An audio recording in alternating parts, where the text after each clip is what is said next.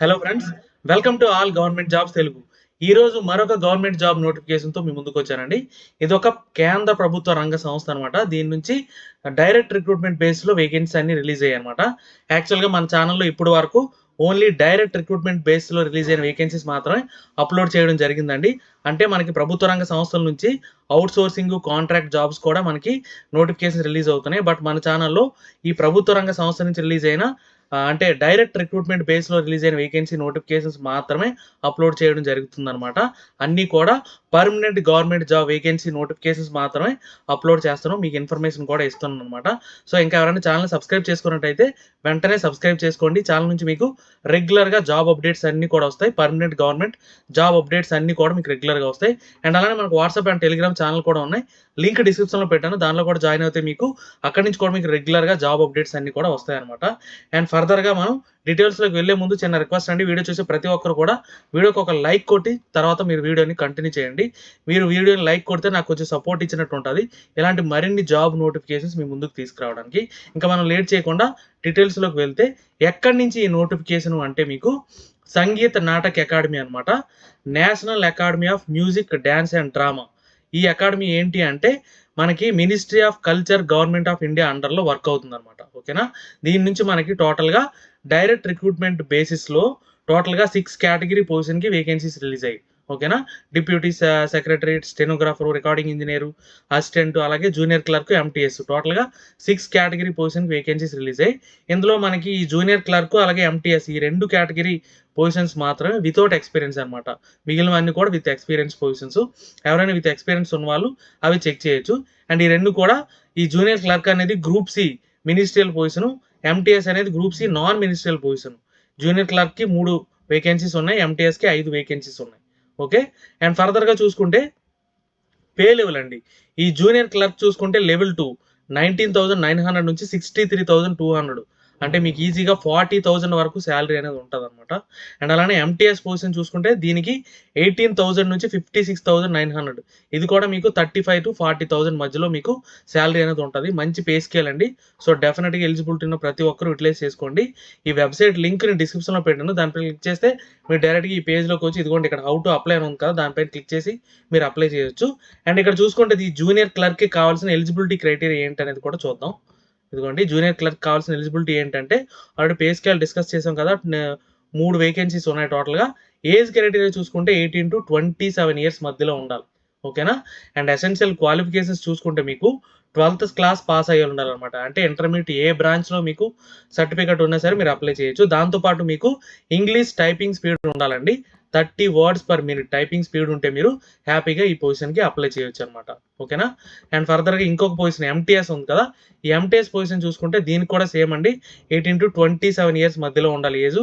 దీనికేంటంటే మీకు matriculation are equivalent అంటే 10థ్ క్లాస్ పాస్ అయ్యి దాంతో పాటు మీకు ఐటీఐ సర్టిఫికేట్ ఉండాలండి. Diploma from an industrial training institute ITI certificate ఉండాలి. అలాగే basic knowledge of computer knowledge ఉంటే మీరు ఈ పొజిషన్‌కి అప్లై చేయొచ్చు. ఇక్కడ చూసుకుంటే ఈ జూనియర్ క్లర్క్, ఎంటీఎస్ పొజిషన్స్ 2 కూడా వితౌట్ ఎక్స్‌పీరియన్స్ పొజిషన్స్ అన్నమాట. ఒకటి ఇంటర్మీడియేట్ బేస్ పైన, ఒకటి ఐటీఐ బేస్ పైన ఉన్న కేటగిరీ వేకెన్సీస్ అన్నమాట ఇవి. దీనికి ఎటువంటి ఎక్స్‌పీరియన్స్ ఏం అవసరం లేదు. అండ్ ఇంపార్టెంట్ డేట్స్ చూసుకుంటే మీకు లాస్ట్ డేట్ మార్చ్ 5 ఈ లోపే మీరు అప్లై చేసుకోవాలి. అండ్ ఎలిజిబిలిటీ క్రైటీరియా డీటెయిల్స్ అన్నీ కూడా మీరు ఫర్దర్‌గా చూసుకుంటే ఇదిగోండి ఇక్కడ క్లియర్‌గా మెన్షన్ చేశాడు. లాస్ట్ డేట్ ఏది అంటే మార్చ్ 5 అన్నమాట. ఓకే. అండ్ ఫర్దర్‌గా చూసుకుంటే మీకు అప్లికేషన్ ఫీజ్ అండి రూ. 300 జనరల్, ఓబీసీ వాళ్ళు పే చేయాలి.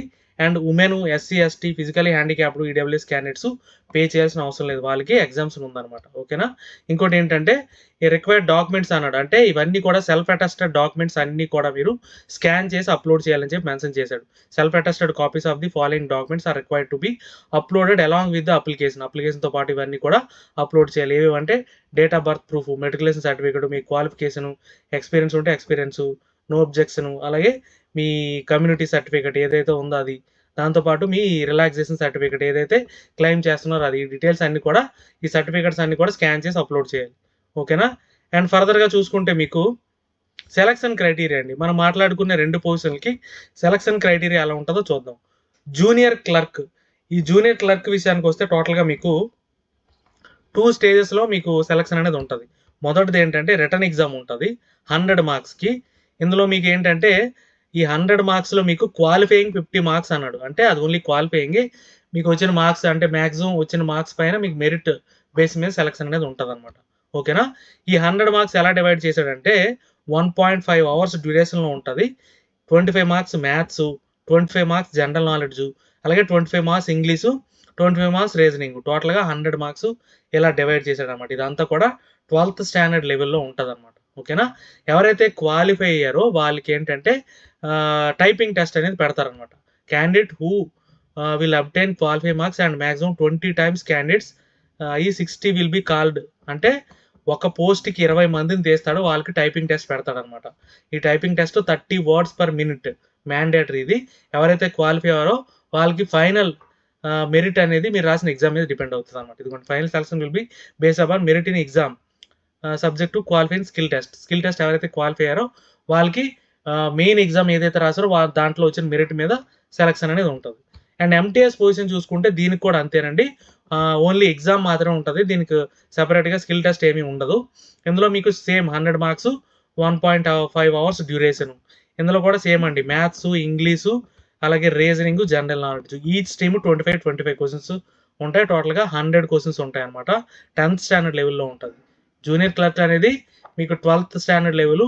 ఎంటీఎస్ అనేది 10థ్ స్టాండర్డ్ లెవెల్‌లో ఉంటది. ఓకేనా? ఇది సెలక్షన్ ప్రొసీజర్. ఓకేనా? ఇవండి డీటెయిల్స్. ఏమైనా డౌట్స్ ఉంటే కామెంట్ చేయండి. డెఫినిట్‌గా క్లారిఫై చేస్తాను.